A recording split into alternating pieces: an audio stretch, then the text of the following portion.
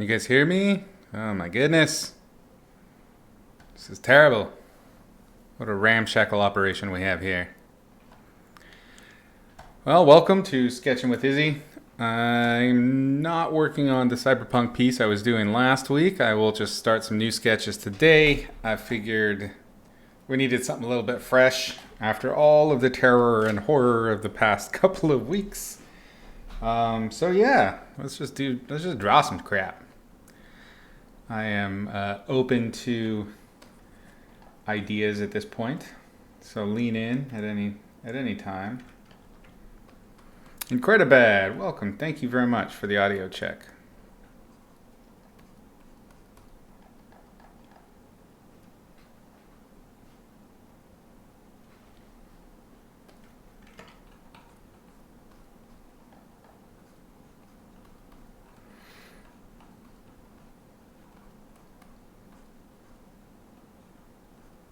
How y'all doing today?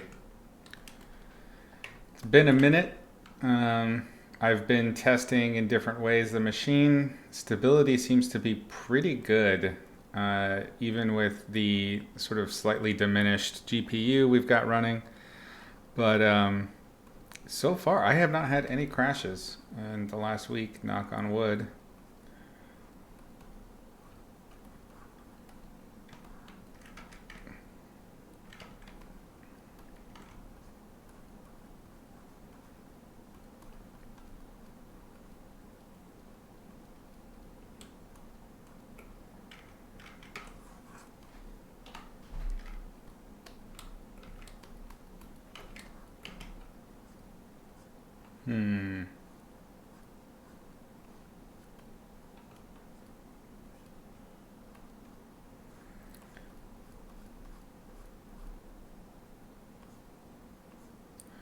I think I should be doing some studies. Studies are great for kind of just getting back into the rhythm of things.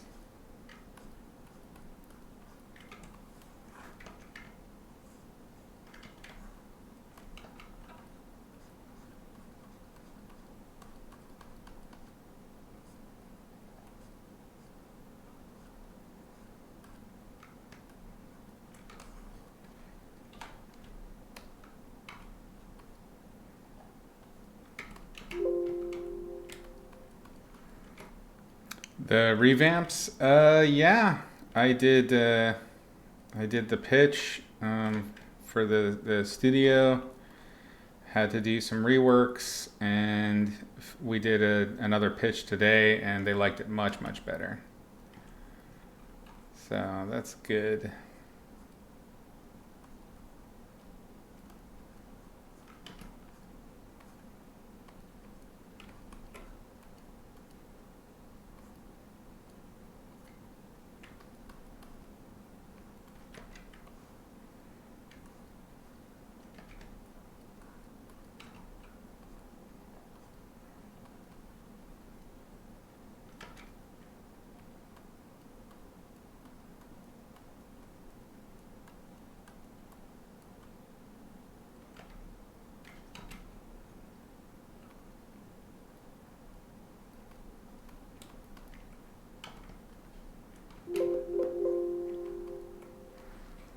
Don't like that. That's no fun.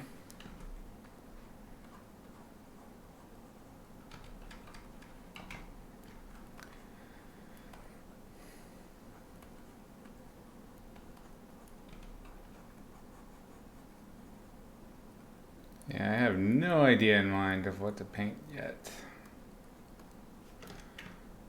So usually when I'm doing that, I just kind of make shapes, you know, real non-committal, transform, wiggle them around until something gets me giggling. And then once the giggle going, wow, that's all she wrote.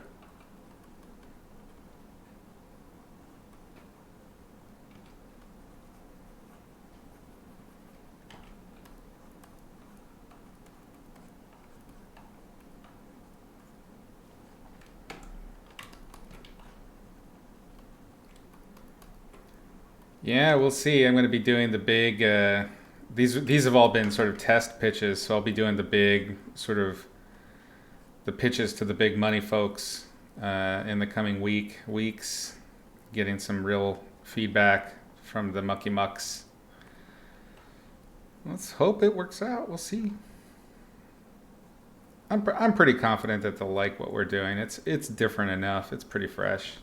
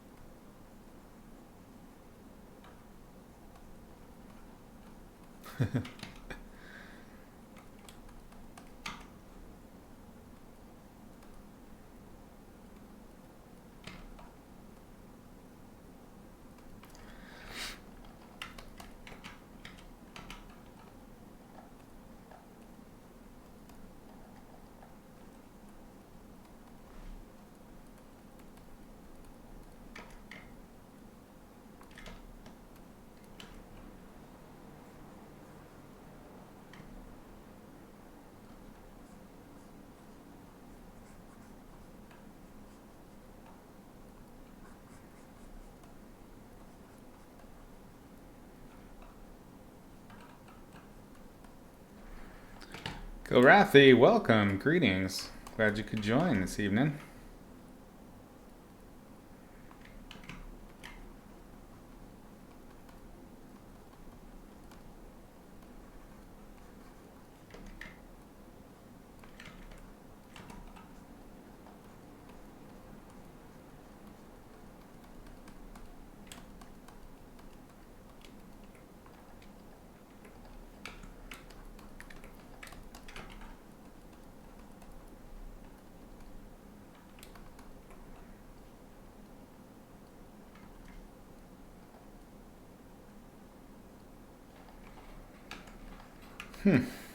Okay.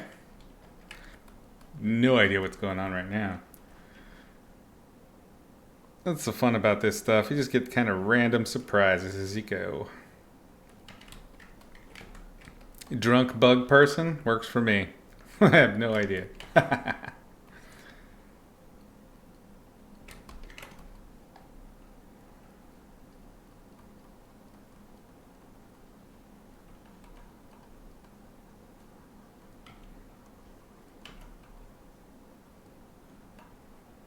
Cypher, welcome. Glad you could join us.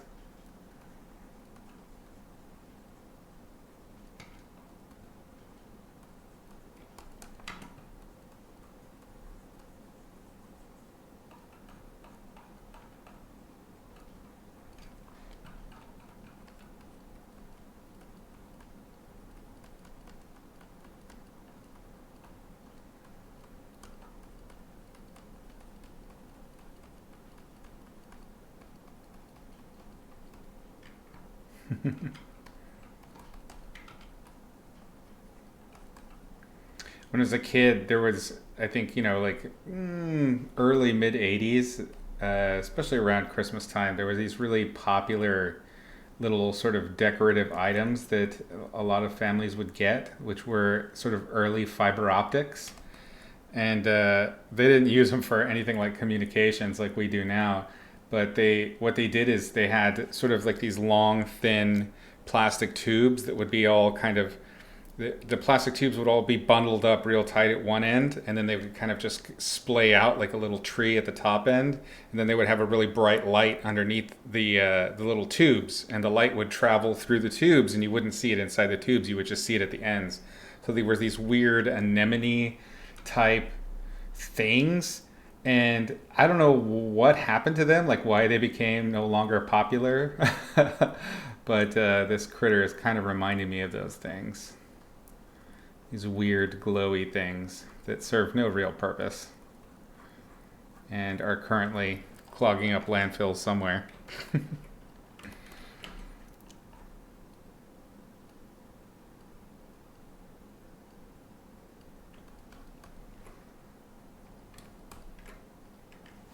Yeah, you remember those, Kilrathi?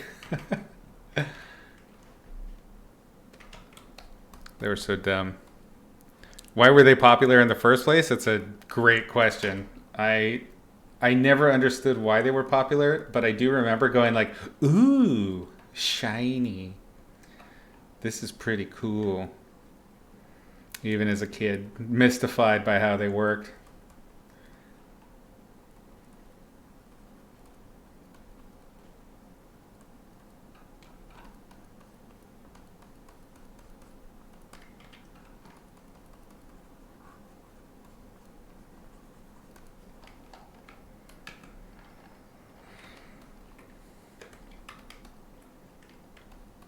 Yeah, they were like RoboCop, bubble stuff amused. I mean, this was also kind of the era of like, you know, what do you call it?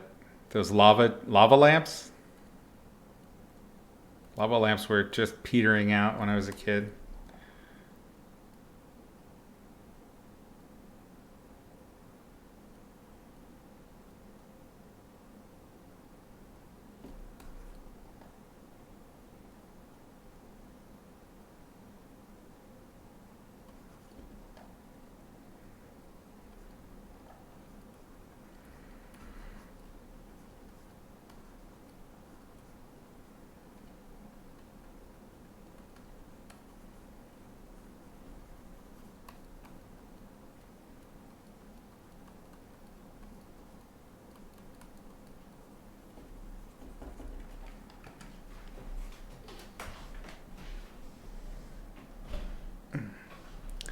Move the table just a little bit.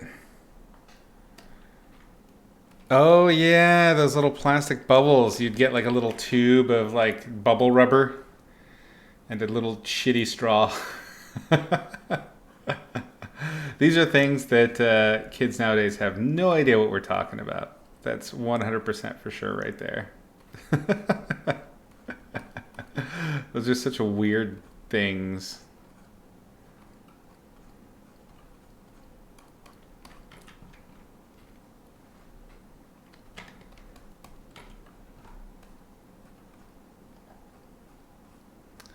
You're a fan of this brush? It's a pretty good brush. I don't hate it. And it's kind of close to the brushes that I lost. So I'm just mourning still.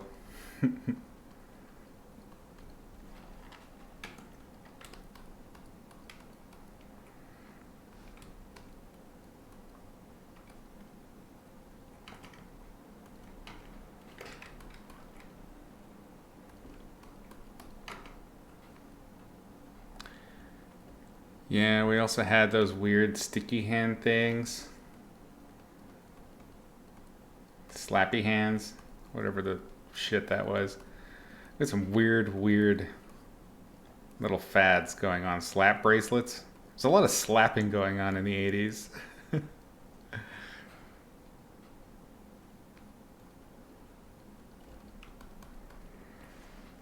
You saw Garbage Pail Kids at Toys R Us? What? Seriously? That's awesome.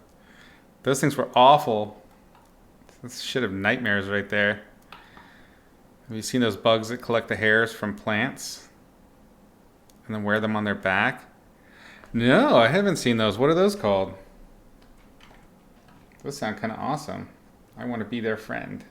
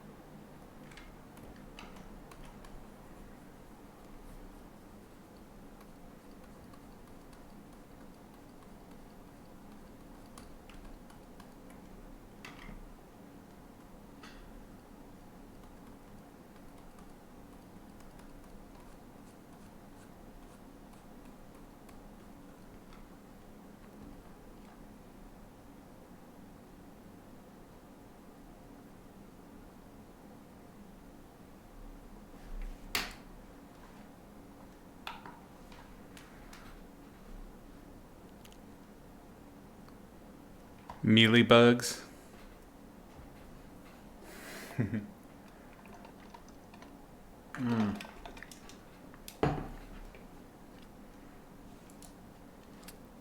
My back is sore. I did archery the last couple of days.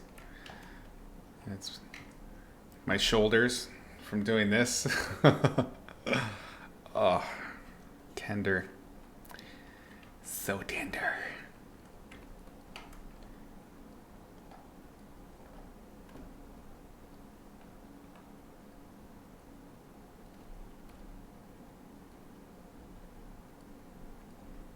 I really don't know where I'm going with this, but it's kind of doing something. Sorry, I have to work on that. I just got a new mic stand thingy. It's pretty awesome, but because it switched my mic's position, so now it's coming in from the right rather than the left, I got to get used to not whipping my right arm around now, so I don't deafen everybody. Sorry about that.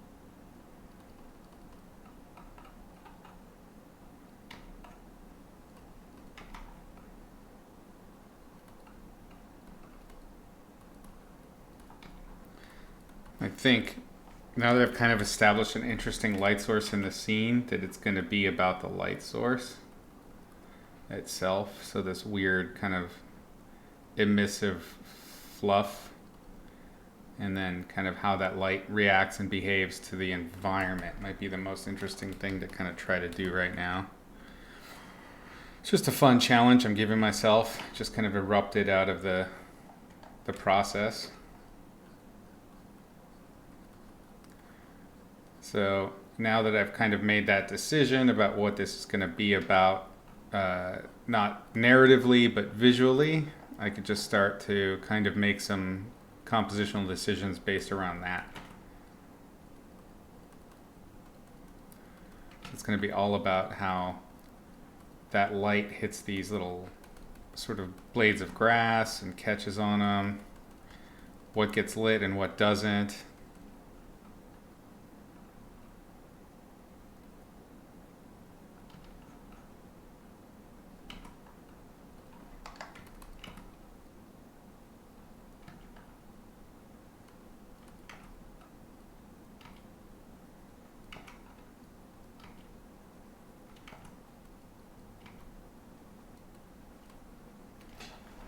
All you need to do is just set like a couple core conceits, just like even writing a story. It's the same damn thing. You just kind of you play around until you've got a little bit of I don't know, a couple of pins put in things, and then once those are there, they can start helping to make you or start helping you make decisions about everything else as you're creating. So then you just lean on them more and more and just sort of follow them through to their logical conclusion. And I never knew I was going to end up or even start with this weird nonsense, but now we're just kind of following the muse, you know?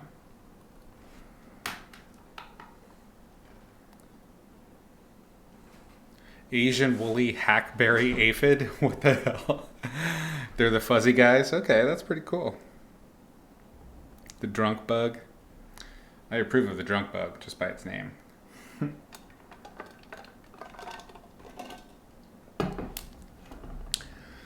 So now we just following those directions. I need to have good contrasts then to play against the lights that I've established. So we're going to do kind of a glaze.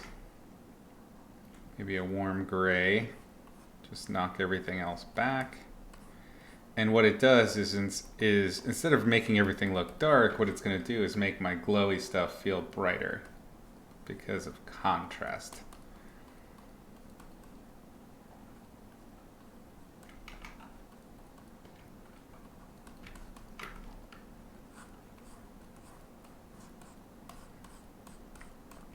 And get this guy to feel like he's just this weird little bug critter sitting out in the grass on a starry night.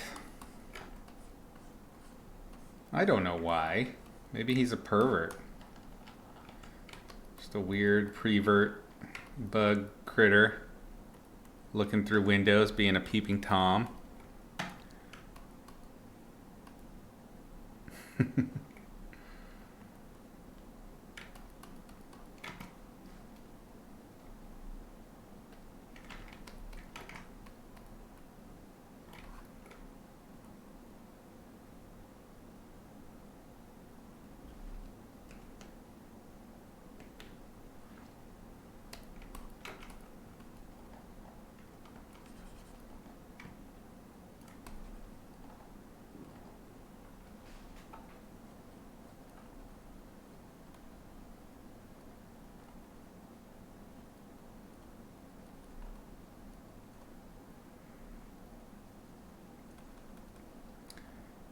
Whenever I'm painting anything, I try to get like big, rough, loose shapes first and refine from there with smaller and smaller shapes, more and more precisely laid down, and of course using smaller and smaller brushes, more and more precise brush types.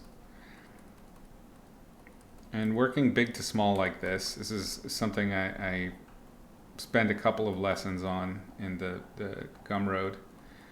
It's going to give you a lot by following a particular system of or order of doing things.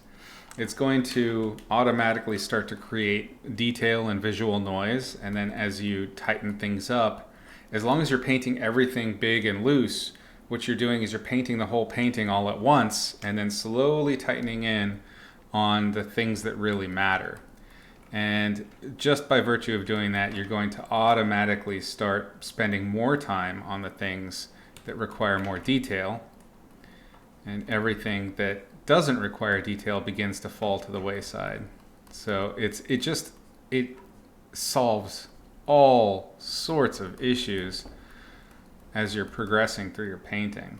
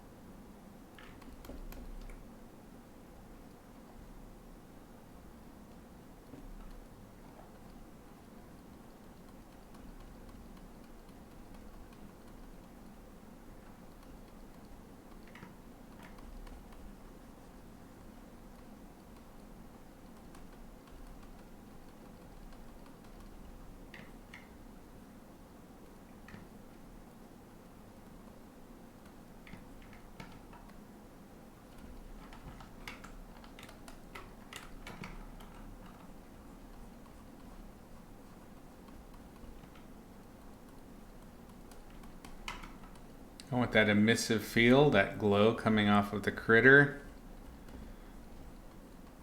And what he's doing is this glow is not, it's what you're painting when you're painting a glow like this, or when I'm leaving that part out because I'm technically actually painting in the sky.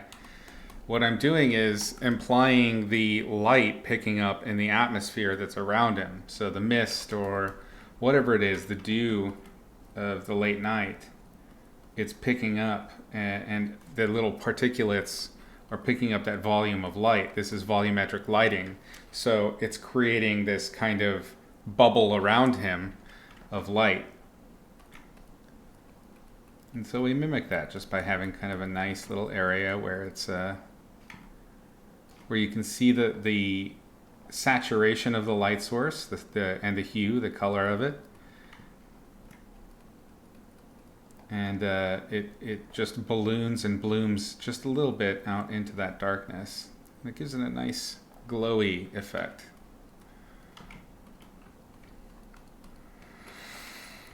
Avid, welcome. Hi. Smarfy, welcome back. Glad to see you on. Yep, I am back. I think we're back on for good right now, and barring some terrible computer goodness happening again.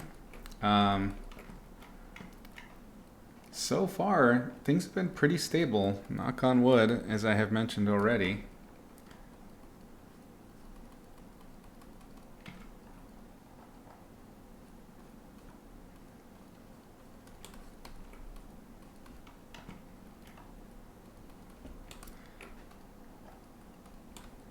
So at this level, I want to kind of hint that this area, that glow from his fur it's soft.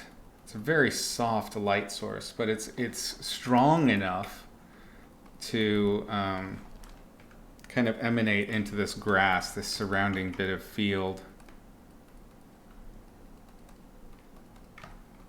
So if I just paint in shapes and textures that follow the logic of this light source,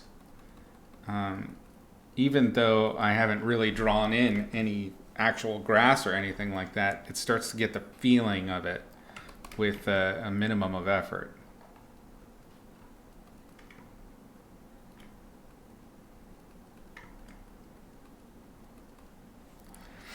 And then once we get kind of all of the big moments happening, then we go in and we start rendering, we start figuring things out, get it a little tighter, add in our darker darks, and we can really start drawing into the illustration. I think at this point I'm going to select everything, paste it in, and this way I can kind of transform things just a little bit. I think I kind of want it to look like he's maybe sitting up on a hill.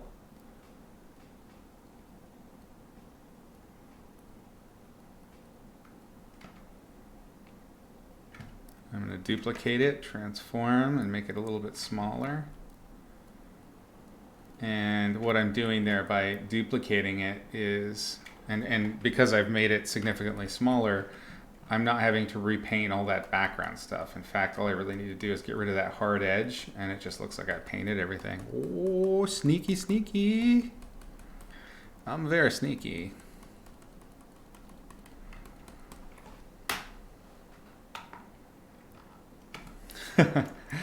He wouldn't be a peeping Tom with the glowing. Well, maybe his species doesn't see light in this frequency. Did you ever think of that? Maybe he's invisible with that light source.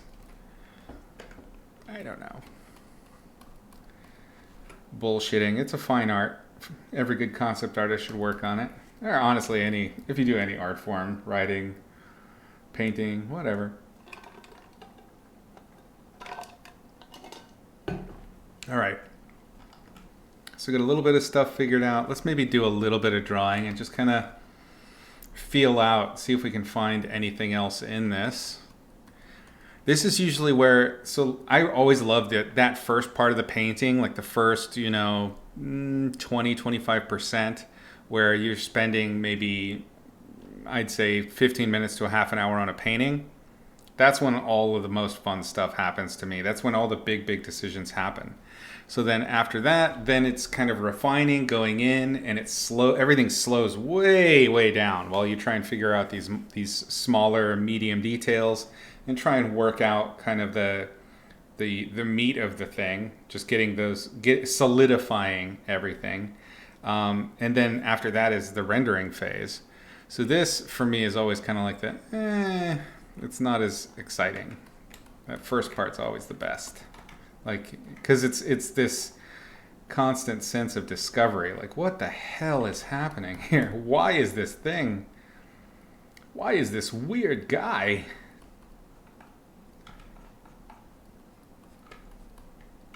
And I don't know. I have no answer for that.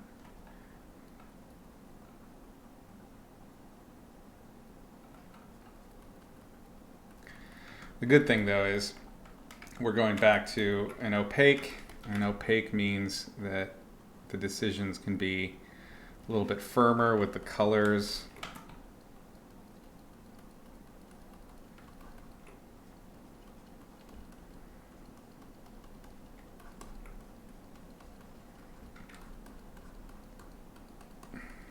So I'm always checking out my navigator up here. And what the navigator does, it gives me a little thumbnail to compare what I'm doing against how it reads from a distance. And one of the things I'm seeing is that these striations of lit and unlit fur they feel too stark. And I need that transition to be really soft to make it feel like soft, fluffy, like bee fuzz or whatever it is I'm painting. Hang on, I don't even know. I don't know.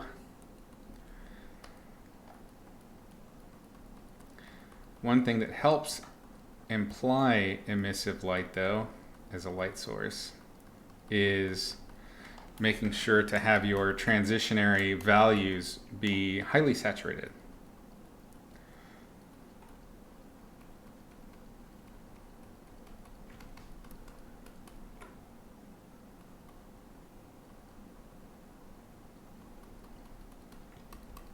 I'm trying not to paint too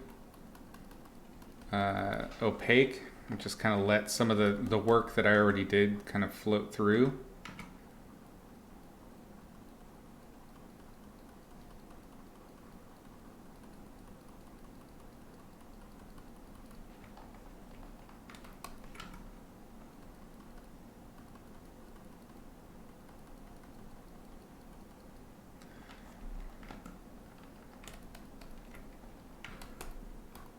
Is everybody else already sick to death of Christmas music, or is that just me?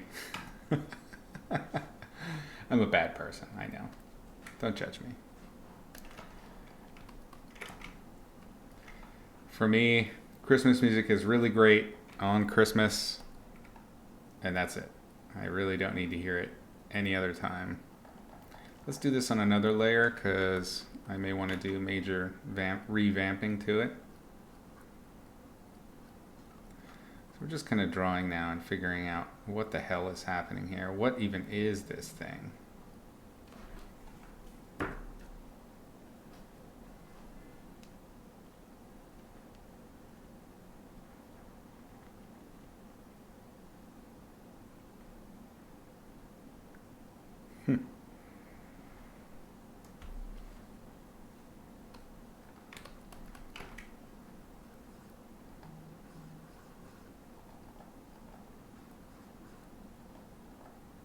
Trying to figure out if he has eyes, where they'll go. I don't know. It's too soon to worry about eyes for our alien critter.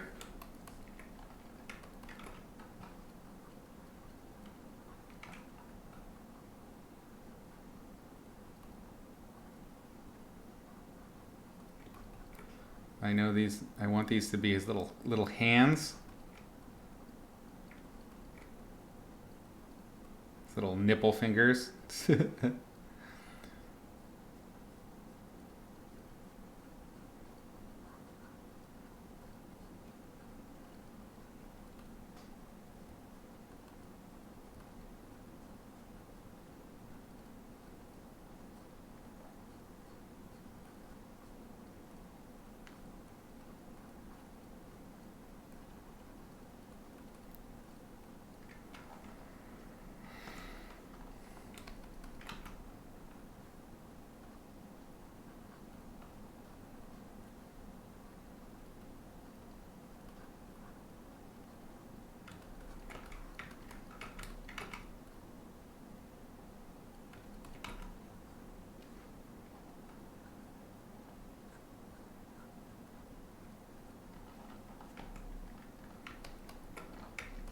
Not drawing super dark or opaque with this. I just want to be able to kind of figure out, you know, just those secondary details. We've finished all the primary ones. Why does he have human feet with weird nipple hands? I don't know. I don't know. You can't blame me for the things I draw. I didn't decide to be this way. It just happened.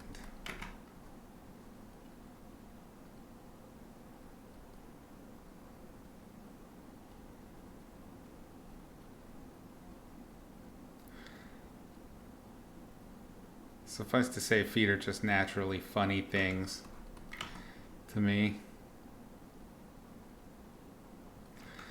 Okay, a little bit of ambient occlusion in here. Kind of figure out where my darkest darks will be on my figure. These down here will be occlusion, ambient occlusion, but I want them to definitely be more saturated to fit with the lighting that's going on over there.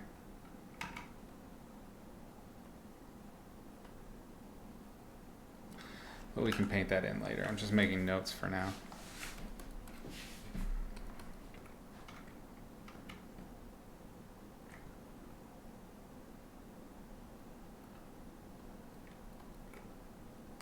Soften the transition from body to fluff.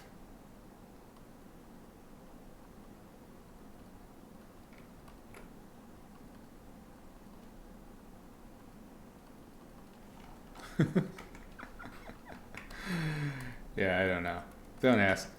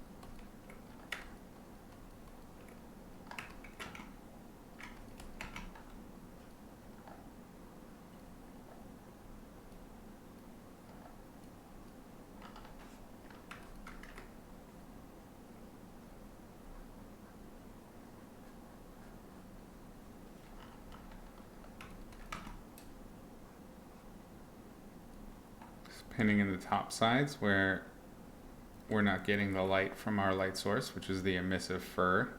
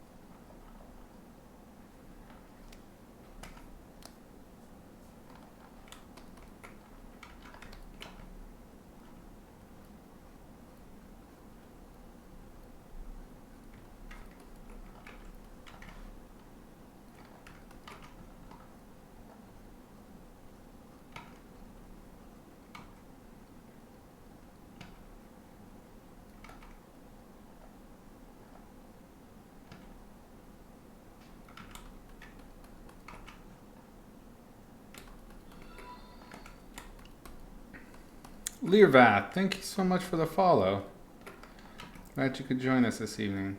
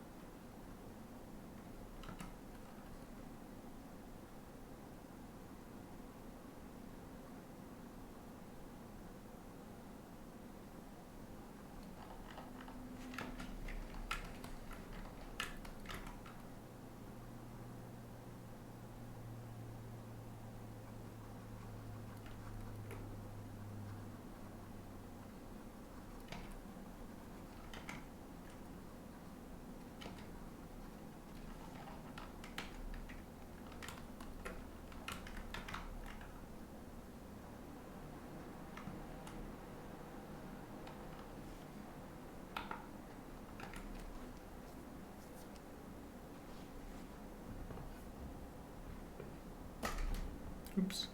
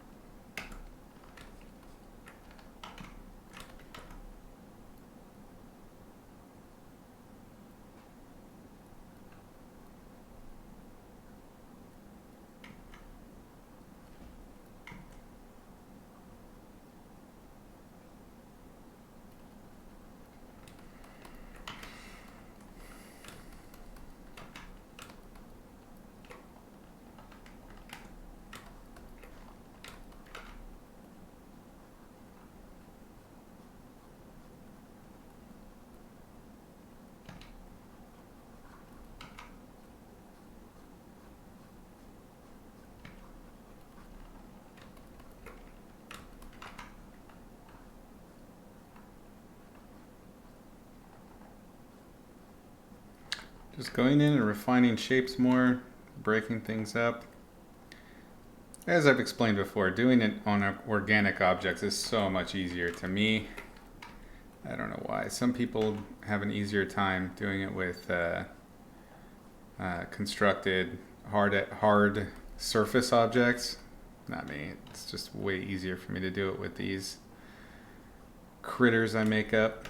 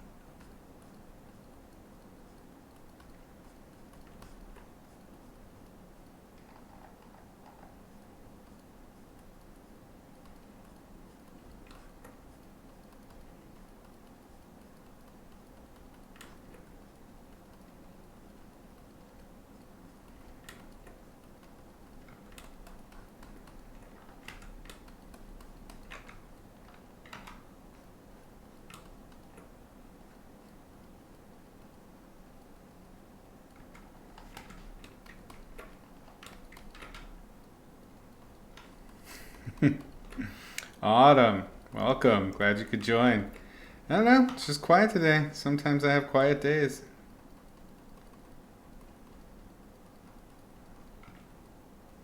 How you doing these days, buddy? Did you have a good holiday? I took off the music because people were complaining about how repetitive it was. So now you have the raw audio and you can listen to whatever you want.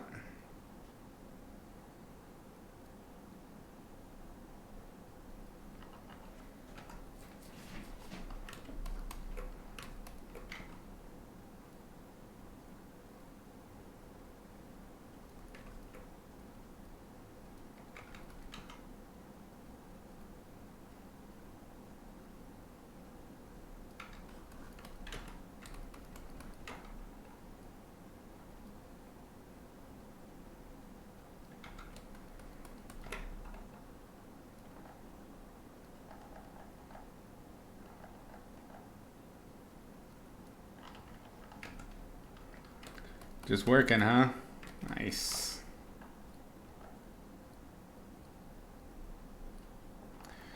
Nope, that's not working for me. I am working on my computer currently. It was a total shit show. My computer bricked 100%. And I took it to a guy, he diagnosed it. It's likely the motherboard. So we're running the GPU on the second PCIe slot. And it's been stable since I got it back. Like actually more stable than it's ever been. So that's something. But no, it's definitely something going on with the motherboard. So at some point, I will have to replace it. I'm just enjoying not having constant blue screens and things like that. It's been such a joy not having to deal with that.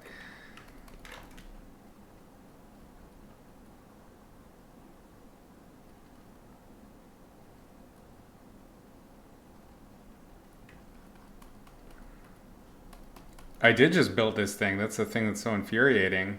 And so for a long time, I just thought that I had done the build wrong, but I was too lazy to do a complete reinstall of everything. And then once I was forced to reinstall from scratch and do a fresh install of Windows, and it was still crashing, I realized there was something else going on. I couldn't have done something that would cause that. So I took it in, and it completely mystified the IT guy. He was totally at a loss, could not figure it out, and it was just a fluke that he managed to attempt putting the GPU in a different slot. I would not have thought to have done that.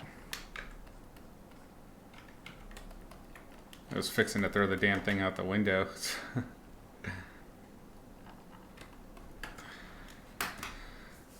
Too late to get an RMA on the board and replace it with a new one? No, not necessarily. I'm gonna probably try and do that. I think after Christmas, it'll still be less than a year going into spring that I've had the motherboard.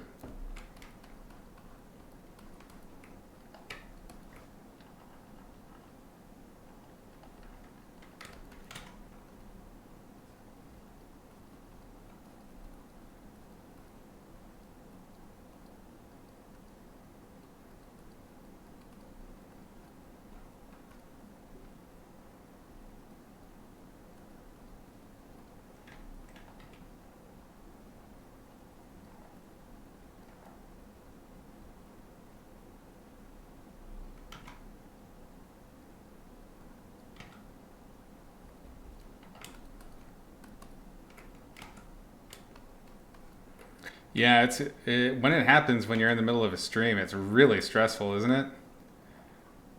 Like, yeah, that was a horrible feeling. And I mean, what's it been, like 2 weeks off, basically, almost 3 weeks off of no streaming, and it's already had a major effect.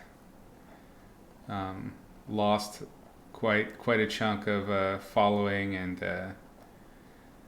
yeah, the numbers have completely tanked. It's to be expected.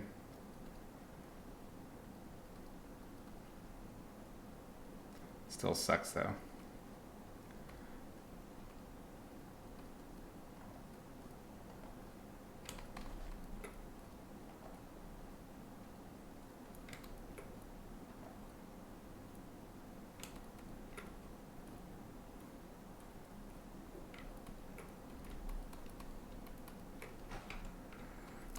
It was a D&D stream, so 5 other people were waiting on you. Oh no.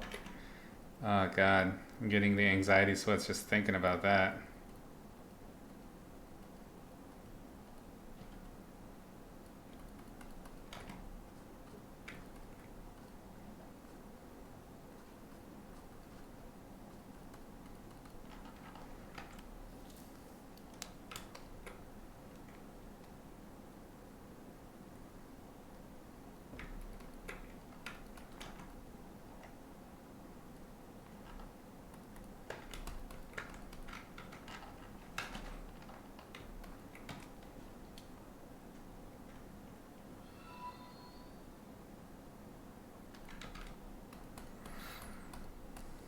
Crimson, thank you so much for the follow. I'm glad you could join us tonight.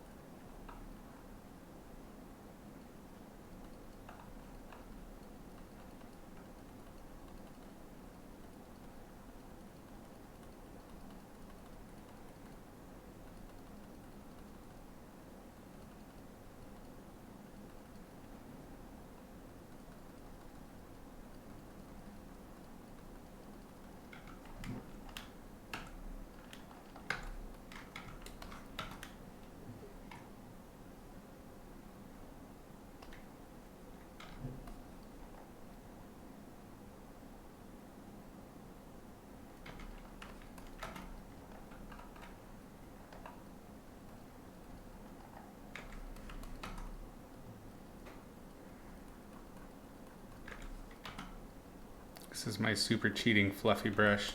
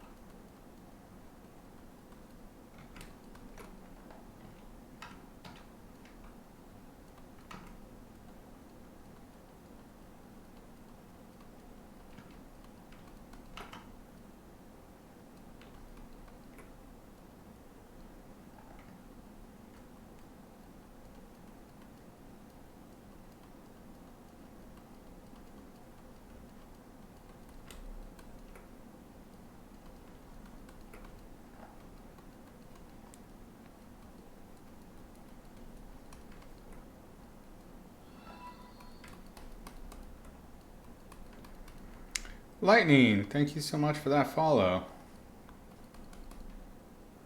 Appreciate that.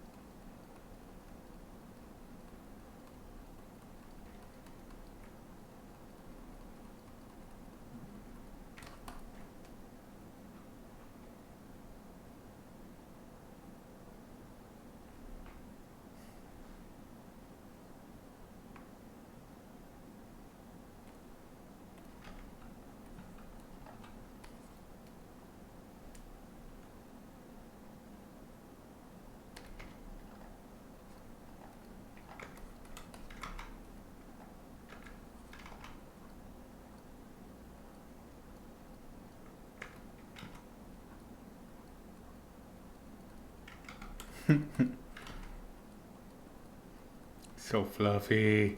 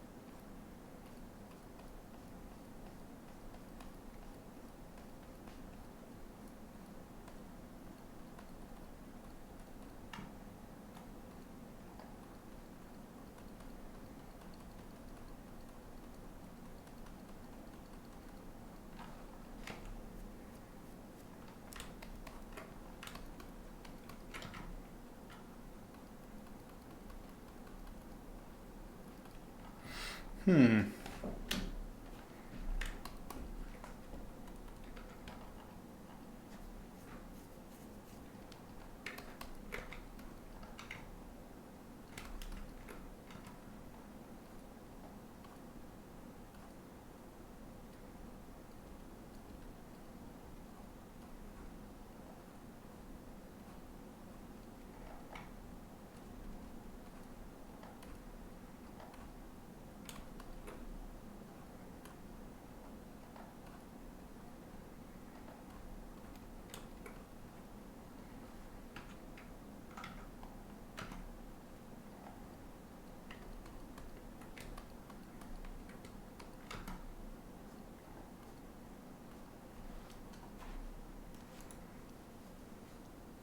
Oh, Kev, welcome. Sorry you didn't get to post a link. Yeah,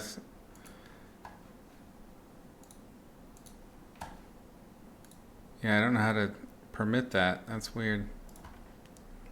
What's up, bud? Long time.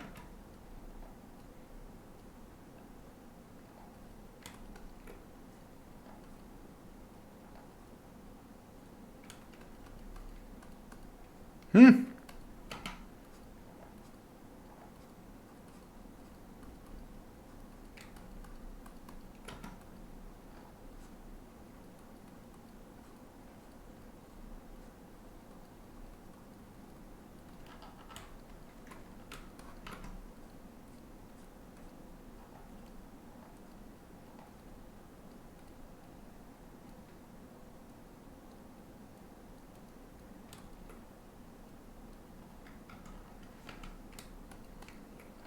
Thanks, man.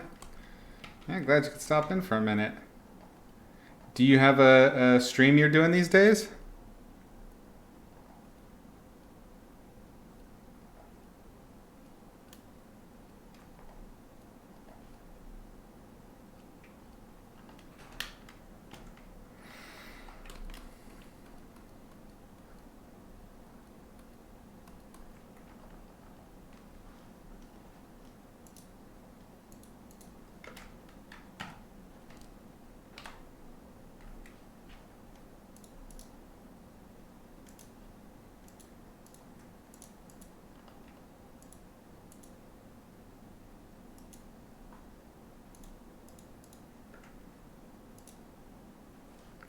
Haven't been streaming? Oh man, you gotta get on that so I can give you a follow.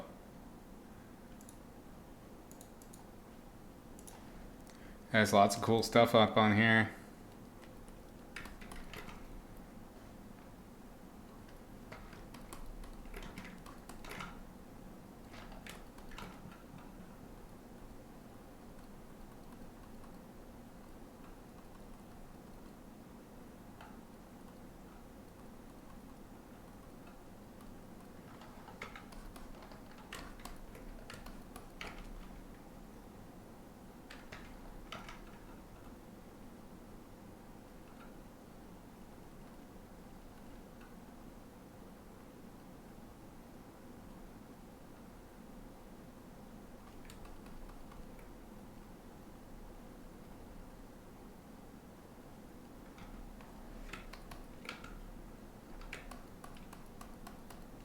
Nice. How's teaching going?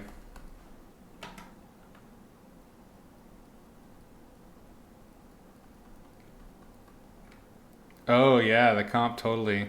It shit the bucket. Shit the bucket. Shit the bed. 100%. Yeah, a few weeks ago, right in the middle of a stream, it crashed terminal style. And I had to do a completely fresh reinstall of Windows. But even after that install, it kept crashing. And while I was running testing that later that week, I bricked it. I totally bricked the machine. So yeah, that was not a pleasant week. But since then, it's back up and running. You know, it's working more or less. Fingers crossed, it stays on this trajectory.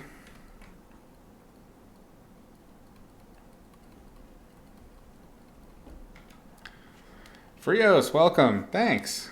I'm glad you dig this weird critter I'm doing. Teaching on Zoom is cool. Yeah, same. Yeah, I built this computer for Cyberpunk, and yeah, it was not doing so great.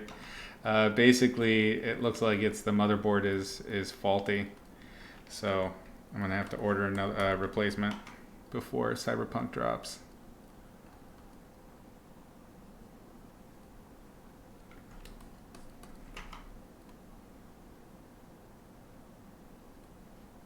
I mean, considering how frustrating it is trying to build something, build a machine and have it be stable and work the way it's supposed to, I'm half tempted to just get a PS5 or something, because, goddamn.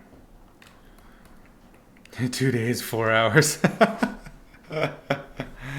Yeah, we'll see. We'll see. I have my controller and everything is attached. We'll see how it holds up.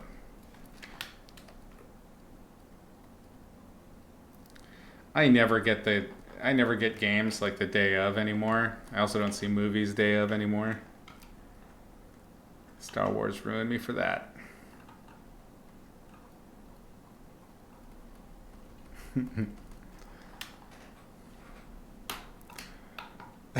Hi, Ermagerd.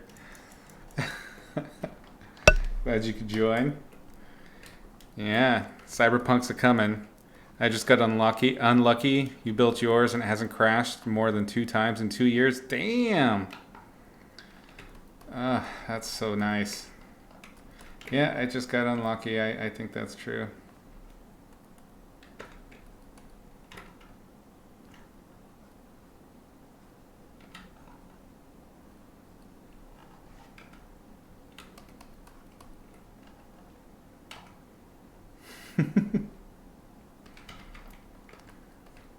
I just hope that it lives up to half of the hype. If it lives up to half of the hype, I will be quite pleased. I love the whole genre.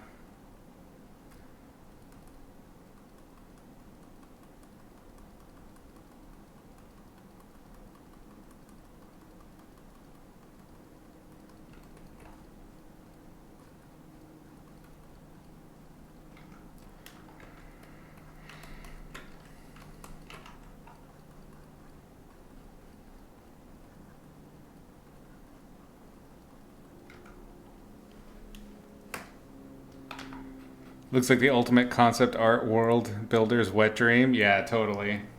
And it's such a broad genre too, so you can do just about anything in it. It's gonna be sweet. If they pull it off, it's gonna be damn sweet.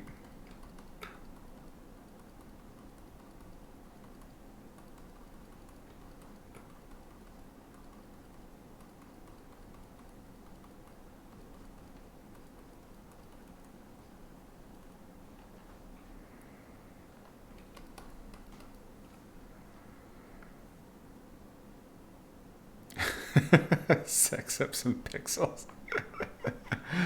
You are excited, my goodness.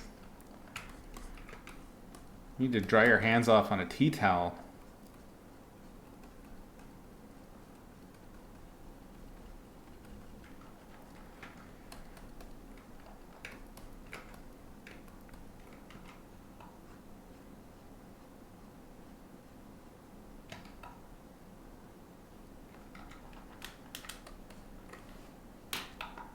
I've been playing Assassin's Creed Valhalla, and it's been an adequate distraction. Just adequate? It looked pretty sweet. I was thinking about picking that up too.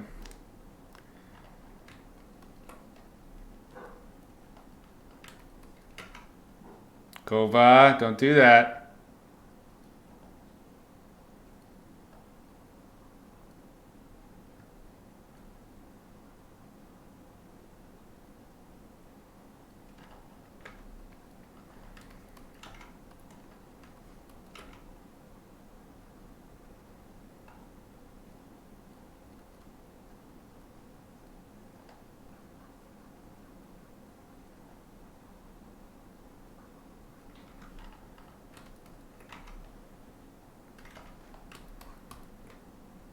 The plot. Oh no. Plot and pacing are weak, huh? That's too bad. Well, like I said, this is why I generally wait. I don't do like early adoption anymore on games.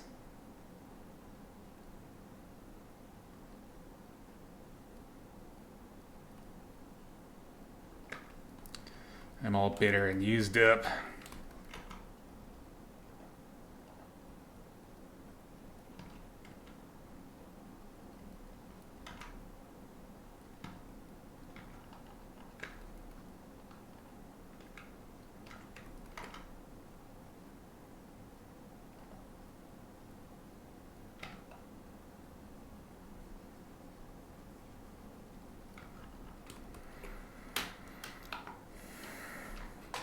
Pretty steady clip of action and exploration in the first act, and the second act lasts for 1,000,000 years. Oh no! Oh god, that sounds awful. Damn, that's a damn shame. The last one I played, I think I mentioned it last session, was Black Flag, the pirate one, and I loved the shit out of it. That was really fun. I really liked the sailing mechanic. How's Kova the sailor dog? She's doing pretty good. She was just at the vet this weekend on Friday. She's been having skin issues for about a year now, and I've been trying all sorts of things, trying to figure out what the allergies are or whatever, and nothing's really been working. So I finally took her to the vet, and they said she has allergies, and to just do basically everything I've been doing. They did give her some steroids and things like that, but it seems to be working. Yeah, she seems pretty good. I think she likes it up here overall. I think she misses the warmth because it's been quite cold. Also, we're just giant wusses now, the both of us, when it comes to the cold.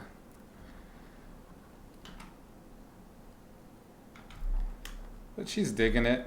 Food's pretty good. Oh man, I thought it was a food allergy, so I went through, that's why it took a year to finally take her, was I went through eliminating different foods and trying to narrow down the allergy. I'm pretty sure she's allergic to grains, but beyond that, she still has reactions, and then throw that in with her obsessive compulsive tendencies, and it means that she just claws the crap out of herself. Like, she really doesn't stop. She'll just sit and slurp and claw all day. It's a hot mess.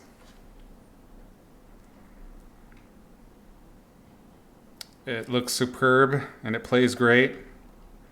It's just the story's bad. That's too bad. Have I tried just feeding her raw meat?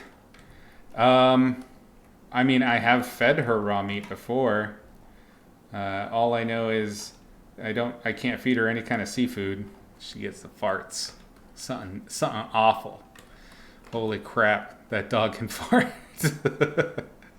So she gets no seafood, but no, I haven't given her a whole bunch of meats.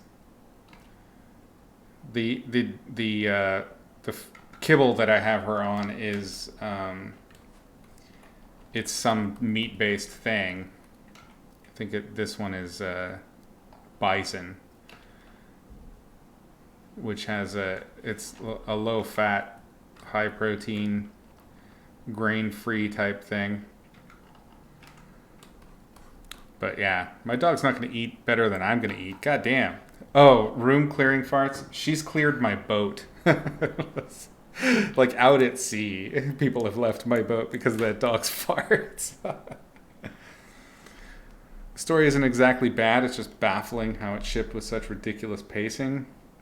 Actually, that's a really good kind of breakdown on how open world gaming can be really difficult to rein the story and pacing in. It's a challenge. I honestly I don't envy people that are having to do open world games, designers, writers, etc. Almost all of the games I've worked on have been, if not necessarily rail-based games, they'll be limited in your story choices. So the pacing is very easy to control. It's very easy to test for. It is almost impossible to test pacing for an open world type game.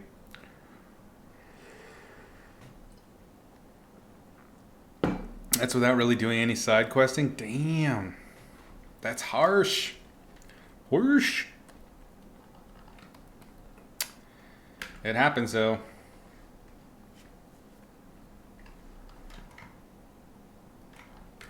I'll still probably pick it up later on down the line. I'm still playing Ghost of Tsushima, and my buddy gifted me a copy of Call of Duty Black Ops, the Cold War. That's what it's called, Cold War, the new one. The MP is real weird, but the campaign looks pretty cool so far. Playing the different Call of Duty games is pretty jarring for me because I don't really enjoy Twitch FPS, even though I play a ton of it. I much prefer strategy FPS. So like Battlefield was my jam. I know I've mentioned that before. I loved the crap out of that game. Battlefield 4 was the ultimate. But no studios really stepped up and taken up. Even Battlefield hasn't done the same kind of thing since. So I don't know if I'll ever see games like that again. Warzone is okay. But the new Call of Duty is really arcadey. And I know a lot of people like that, so I can't really complain. It's just a different style. But it's not really for me. I'm playing it all right, though. It's entertaining enough. Sometimes you just got to go in for just entertaining enough and let it go. Try not to judge it too hard. And remember that you're getting, 300 hours of content out of like a $70 purchase.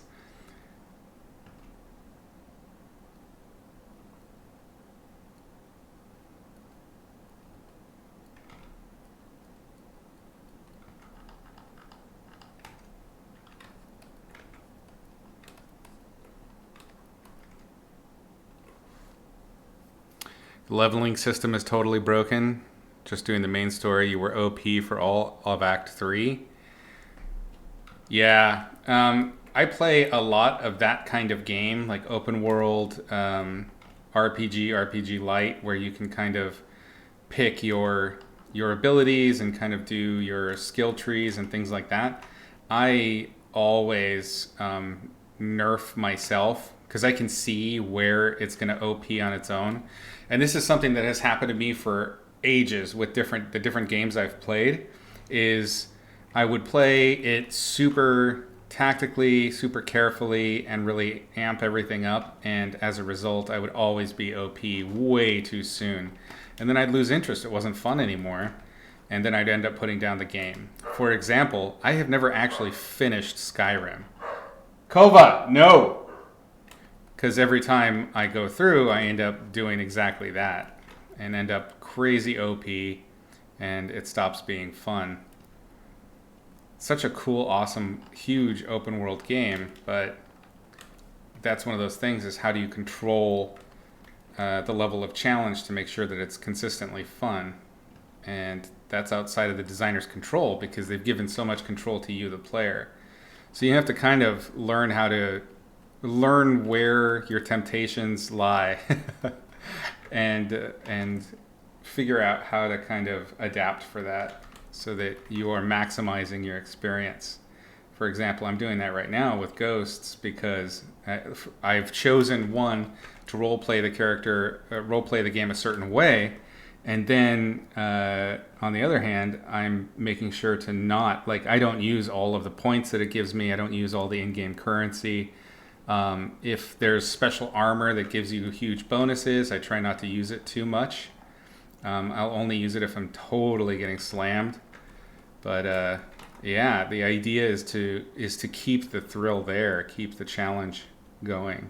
And because they can't control what you're experiencing moment to moment, sometimes it's incumbent on you to sort it out yourself.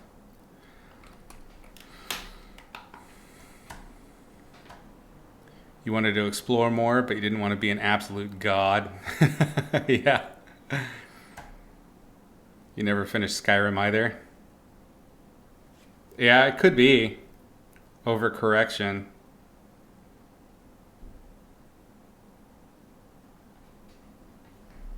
You know, I don't even remember games like open world games, especially like the Elder Scroll ones that had that gating that really prevented me from ending up OP. Because I always liked to role play and do it my own way, and then ended up just butchering the story. I remember, I think it was Morrowind on my first playthrough. I just decided to start killing just NPCs, and I just killed everybody. It got too easy. I ended up walking away.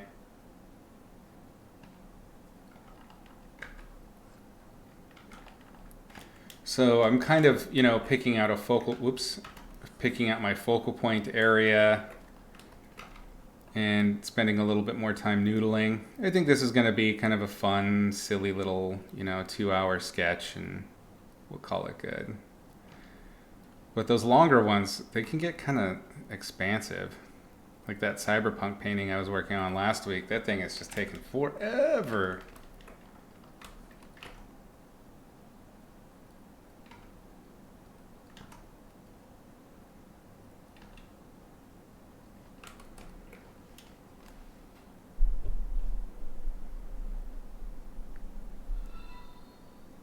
Ginji 3D, thank you for the follow. Glad you could join tonight. I think the studios are trying to do what The Witcher 3 did without really analyzing what that means.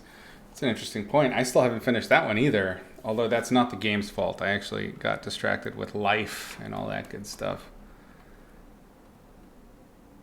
I do someday hope to get back and play that, because that was shaping up to be quite an interesting game.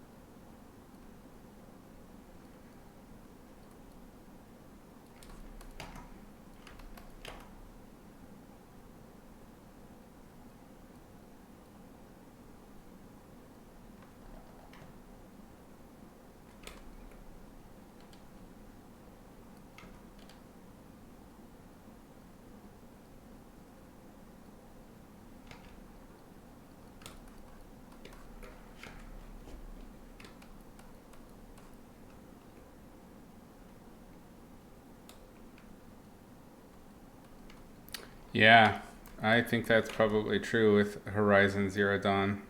That was a great game. That one I did finish all the way through. I think that was the first game that I played on the PS4 last year. It was very late to the system because I was out on the boat and I couldn't actually play any consoles.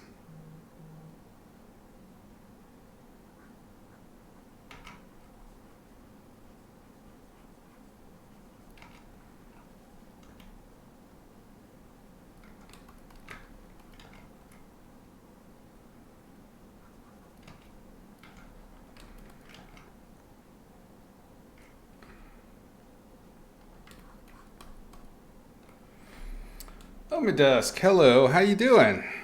Glad you could join us. Played The Witcher 3. Oh, you've played The Witcher 3 6 times. So you're pretty intimate understanding of the story mechanics. Nice. Yes, my phone did just vibrate. I do that sometimes.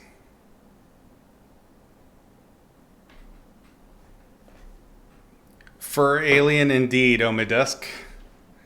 I don't know. I'm good. I'm good. Kev, I have not sold the boat yet. It is up on the market though. I put it up last year, but COVID had some opinions about that. So it's been pretty quiet. It's not really a seller's market right now. Nobody wants to go out.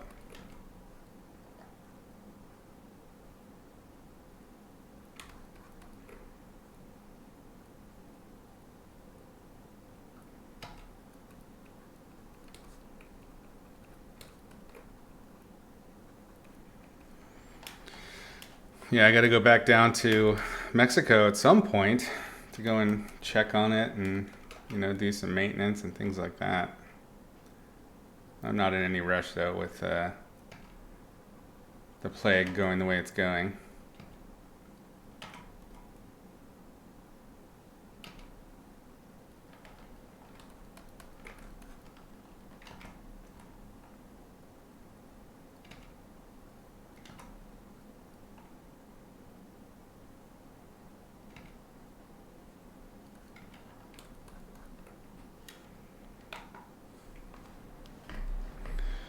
It's clear enough that you thought it was yours. That's nice.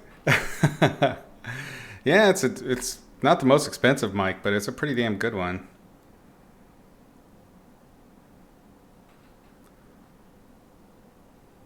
Yeah, it's still in Mexico, and I mean, there are the sovereign citizen types, but they also tend to be laboriously cheap when it comes to big purchases.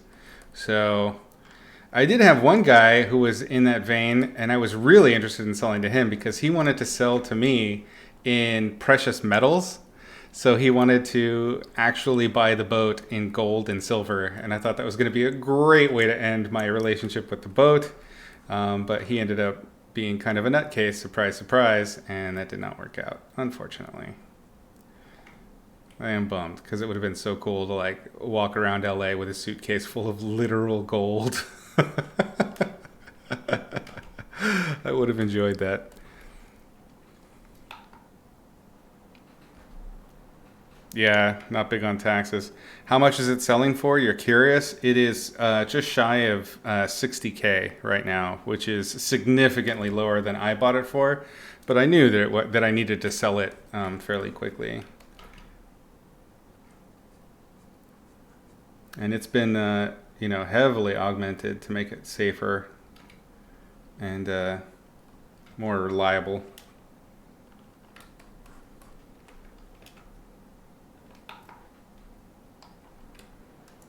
Was it Ron Swanson or the Unabomber? Who can say? Easily one or the other. You need more charisma points to complete that quest? Possibly? Yeah, it was a bummer because of Mexico. Yeah, that was the guy with the gold. He just had all of these really weird requests, and then by the end of it, when I was sort of actually down to kind of run through the nonsense just for the story, he decided that the gold futures was too. It was climbing too fast, and he wanted to pay me for less than the boat was worth based on the future worth of the gold he was going to pay me in, which is insane.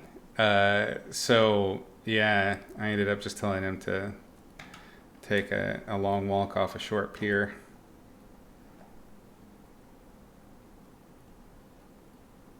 I am very bummed. That would have been a great story.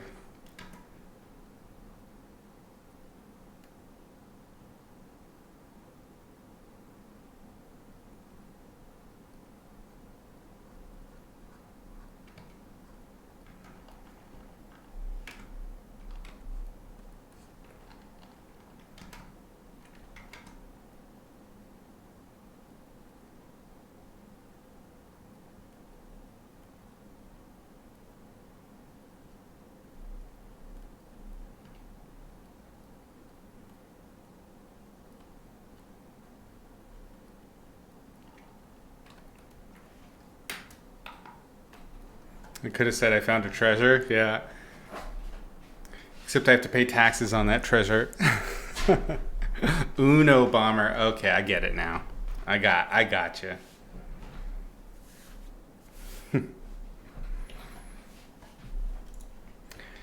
Well, they wouldn't know.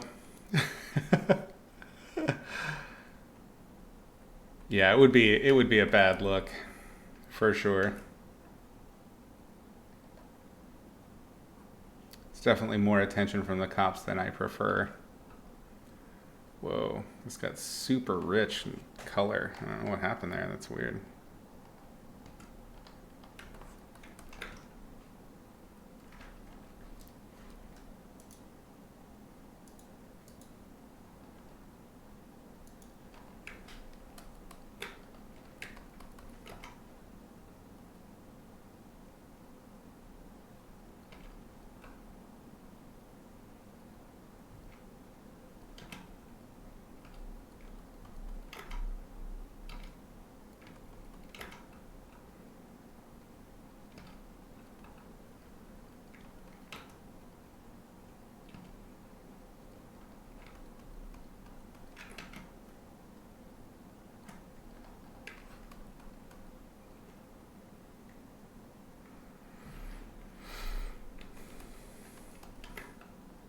Well, the way he was planning to do it was he didn't want to pay me in Mexico. He wanted me to meet him in LA, go to one of those people that bites gold or something to prove that it's real gold. I don't know. And then make the trade for value in LA, get the certification, and then give him the title and all that stuff there. So everything technically would have been above board and done in the States.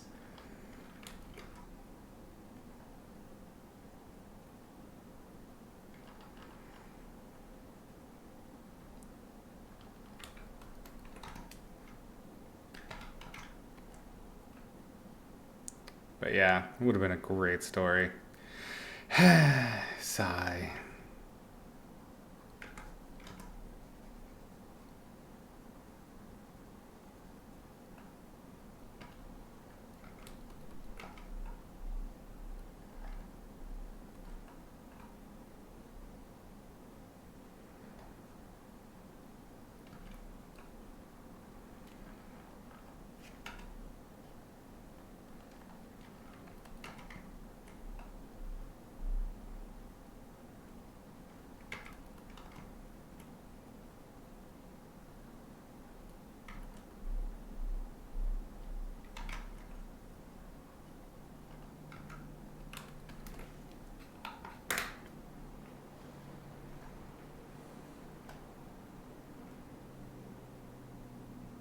What's the story with the furry nipple bird? That. That's the story. I got nothing. It's weird nonsense that fell out of my brain. It just pooped out my brain. 2 hours ago. It's almost done, I think. It was a fun little kind of silly warm up.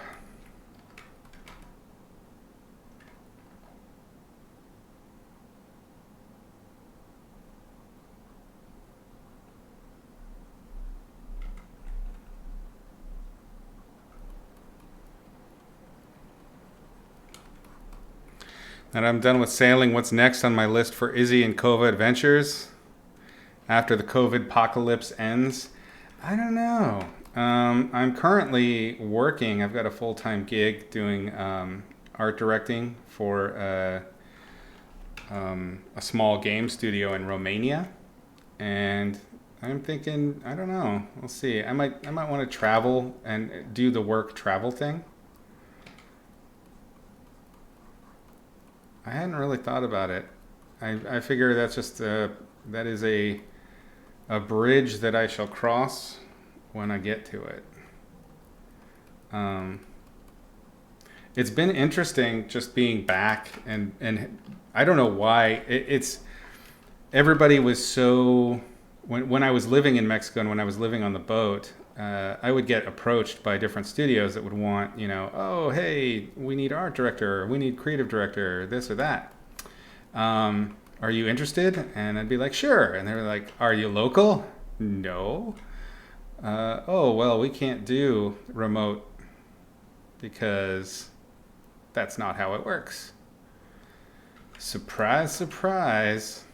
2020 kicks around and everybody's doing remote now and kind of proving that productions can totally be done in this manner.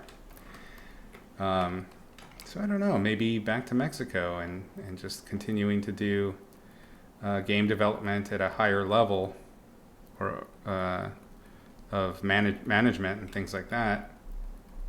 But I don't know about the boat. I don't think I'll go back to the boat yet. I think that's an adventure for the future. If I decide to go back on a boat, it's a lot of work. It's a lot of work. Like I was expecting a shit ton of work, and I still underestimated how much work it would be to live and operate on a boat.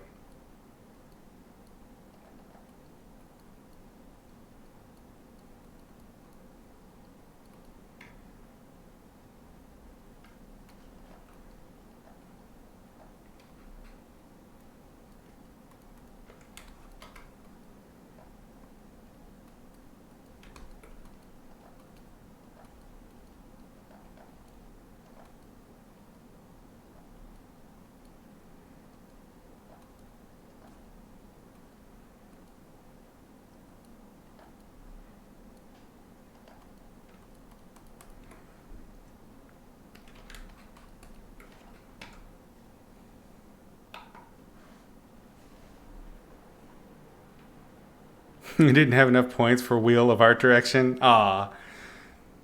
Yeah, you got to hang out more.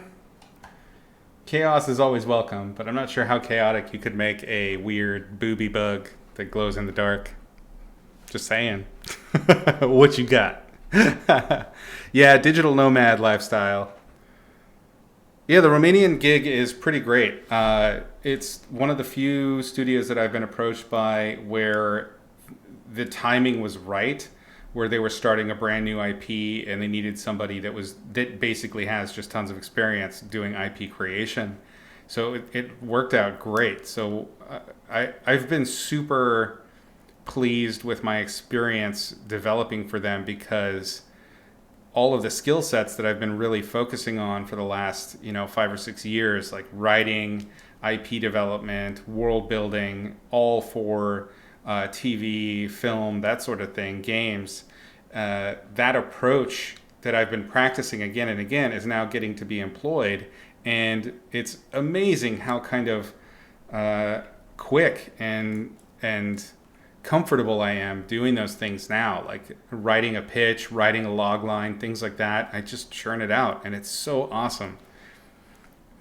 I feel validated with the job, which is really fun. I like that. So it's been really fun so far. I've learned a bunch more. It's great employing these skills that I've been working on for so long now, and getting to refine them. It's so fun. I have no complaints.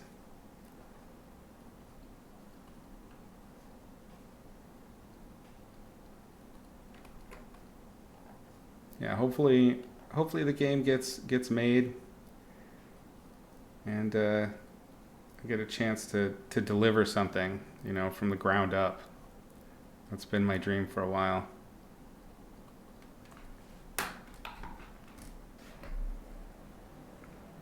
Having an office is kind of pointless nowadays because there's so many communication tools. Yeah, it's true. Although, I mean, for the size of the machine that I've got, I'm pleased that I have that. It's that I have a small office space. Same thing with just having a place to broadcast, things like that. It would be very difficult to regularly have a space that feels professional enough for a broadcast. Just going hotel to hotel. So I don't know. I'm certainly being charmed by the landlubber's life right now. I'll tell you that. There's virtue in a collective work area for people, especially when you're doing something creative and collaborative. Yes, I totally agree. I do really miss working with people in a studio space. But also, that said, I spent a lot of time in the studio space trying to block everybody else out, you know, with big headphones and just kind of digging down into work. It's a trade-off for sure. Decentralization of the office from everyday work life is good. Yeah. Thanks, Kev. Appreciate it. Dusk says, I have a lot of rooms in my house, so I have an office space where I can close the door and just work or play games. That's awesome. That's really great.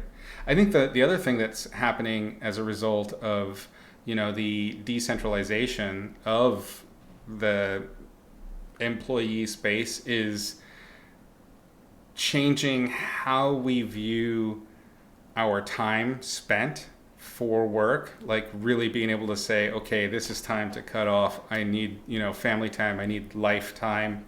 I need to entertain, zone out, relax. There's something about working, especially in games. Obviously, everybody knows about the games work environment when it comes to crunch and things like that. That it can be an all-consuming pursuit, and I think this is a nice little eye opener, you know, for our community. Let's do another layer real quick. Let's see.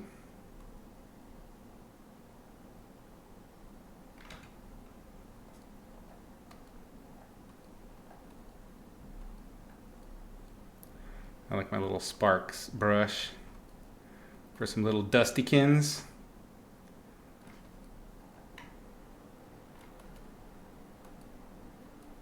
He's got little moth dust flying off of him. I don't know. Don't judge me. You don't know me.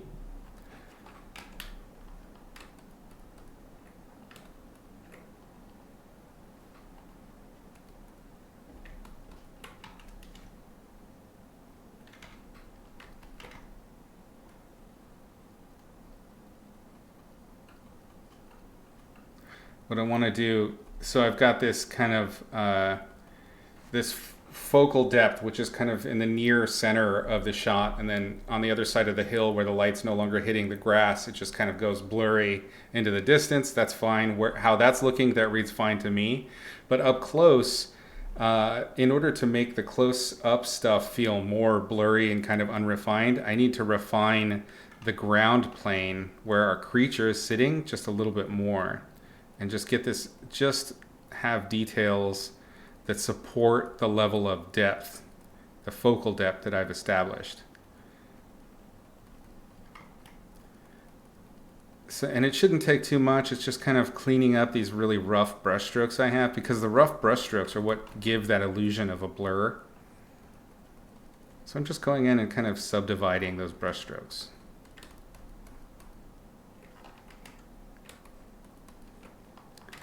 You have a room like that in your house, but it also happens to contain your bed. Oh man, Kev may remember this, but back when I was in college, I shared a room. I was roommates with Peter Hahn, and I had where my bed was. My bed was just like a futon mat, and my bed where it ended, like where my pillow was where my computer began, and I would just be laying in bed and working the computer. Oh, that was so not healthy. The moment, Ermagerd, that you can get your workspace out of your sleeping space, like your rest space, the better. It's the most unhealthy setup I ever had in my life, was having my office right there in my sleeping space. See how that kind of, just these little bits of detail kind of killed that softness just a touch. It's still soft there, but it is defined, purposefully defined. And just a couple of layers of this throughout that area will probably suffice.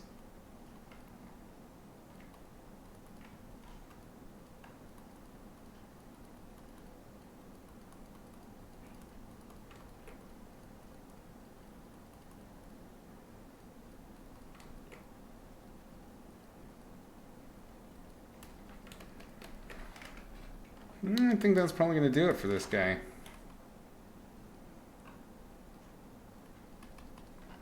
It's good enough. Same thing. I'm just adding definition to these like really loose brush strokes, just to give this level of depth the right amount of detail.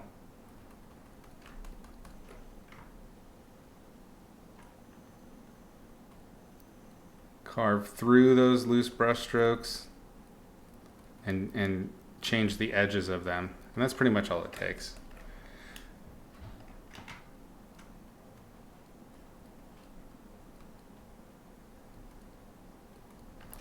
Cool.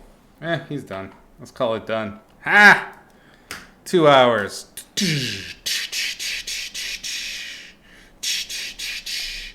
So you guys get to name him.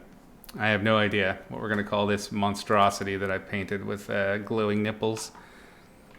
Floppy nipple alien mom. Nice.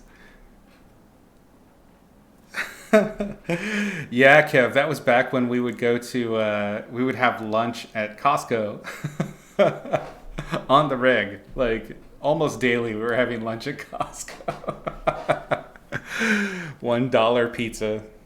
Ah, the poverty of college. Chichis, Bardez, welcome. Ooh, let's go Costco. That's right. The memories, cosmic teats. All right. Well, no, we're not going to use that. We have to be a little bit subtle with the boobies. Like they're a second or third read. So then, you know, we've drawn people in. Like, oh, it's a glowing thing. Oh, it's a glowing thing. Like that's what we want, right? We want that transition of horror to overtake them. We can't deliver the promise in the title. Mammoglam. There it is. That's the title. I love it.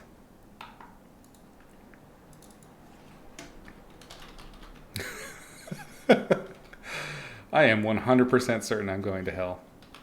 Come on. My keyboard is not working so good. Work, keyboard. There we go. Furzilla.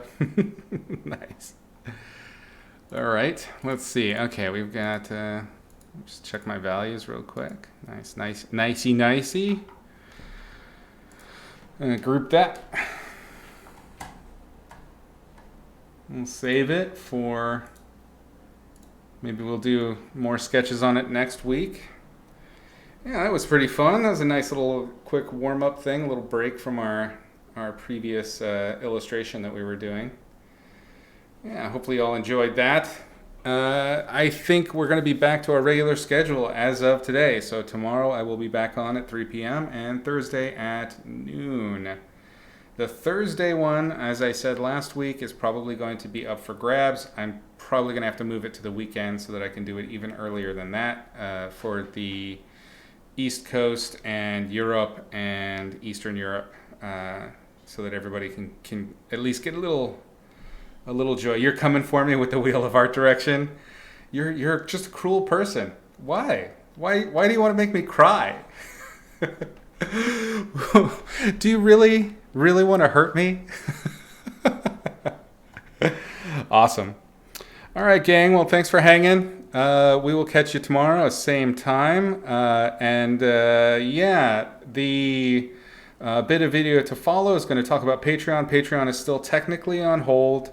I'm hoping to have that sorted out by January. So February will be the first month where there will be a crit tier and a possibly like a what's the word I'm looking for? A mentorship tier, something like that. I'm going to be working that out over on the Discord. You can find that link below in the About section.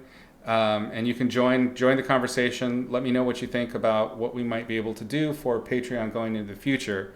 In the meantime, we will just keep painting some goofy stuff through the holiday. So yeah, thanks for hanging out. It's good seeing you on, Kev. Glad you could join. You all take it easy, and until next time, paint smart, paint sexy. I'm Izzy, a professional writer, concept artist, and illustrator. I've taught painting for a dozen years or so, on and offline. Many of your favorite illustrators and designers have studied with me or under me, and have gone on to teach in their own right. You're here because, like they did, you want to learn to paint realistically for illustration or concept art. Well, worry not. You're in the right place. Grab a seat. I want you to join me as I explain all the aspects of image making in extremely digestible and clear monthly lessons, not through the lens of silly how to paint hair or eye demos. That shit is carnival tricks, and you're not really learning anything except an exact way to render one thing in one manner. This is painting mysticism at its worst. Watching these kinds of exploitative lessons won't help you level up with your understanding. Sure, now you can paint sparkly hair, but what if you want to paint a dragon, or figure out how to render a sea of fire, or depict a one-eyed transgender space marine dying in the vacuum of space? Painting and image making are tools of communication, and can be learned by anyone willing to put in some time. Like grammar is for language, light, color, and form literally follow a formula. Painting well is not a matter of chicken bones, zombie crackers, and the ever-dismissive concept of talent. Learning with my series, Izzy's Logic of Light and Color, will give you the tools and understanding so you can analyze light and form in reality and bring it to life in your work. Using this simple system I have distilled will help you harness your art to share your ideas as you've always intended. When we are children, we all draw in symbols. Symbols for our house, our hands, the sun, the grass, our pet lobster. As we grow into artists, we must learn to throw away symbols and begin to draw and paint what it is we actually see. And as we grow further, we learn to paint beyond what we see and what is actually there. Until finally we move beyond this and learn to trim away what is actually there so we voice only what we want. With me, you're going to have to buckle in and maybe take some pain meds, because I'm going to rip out your normal person's eyes and replace them with a painter's eyes. I'm going to restructure how you see and how you understand what you're seeing. I'm going to turn you into a painting machine. Truly, anyone can learn to paint realistically if they can both determine what they're seeing or imagining with basic and straightforward rules. Once you understand the mechanics of light, color, and form in reality, you will have the capacity to paint anything you can see or imagine realistically. After that, the real fun begins. Here are some of the ways you can join me and master the logic of light and color. The very first lesson of my series is totally free on my YouTube channel. In that lesson, I give you the 3 primary rules of light that are the very foundation of painting and understanding light itself. If you do nothing else to make your painting mastery easier, at least watch this amazing little lesson. It will do more for your basic understanding of light than just about any tutorial you can find. When you're ready to get deeper and you feel like you have those first rules figured out, allow me to utterly blow your mind with the next episodes available on Gumroad and ArtStation. As we go deeper into the rules underlying the logic of light and color, I carefully and simply explain important and interesting elements. From beginner to pro, there is an amazing amount of information available. Each concept has been distilled into the clearest explanation you're likely to find anywhere. Like episode 2, where we cover the atmospheric effect and how that relates to light, scale, and distance of objects in reality, and how to render it. Or episode 3, where I hand over the ultimate key to controlling value in your paintings. Episodes 5 through 8 are all about rendering materials. Want to understand the logic behind rendering metal, leather, hair, transparency, damn near anything. I even cover the logic behind painting special effects like fire, neon, or lightsabers in later episodes. The lessons just get deeper and more detailed as I build on the foundations covered in preceding episodes. The 10th gives you the most important rule of composition you'll ever learn to keep your images interesting. The next few episodes cover important painting techniques like my edge control ninjutsu or simplification with the large to small system.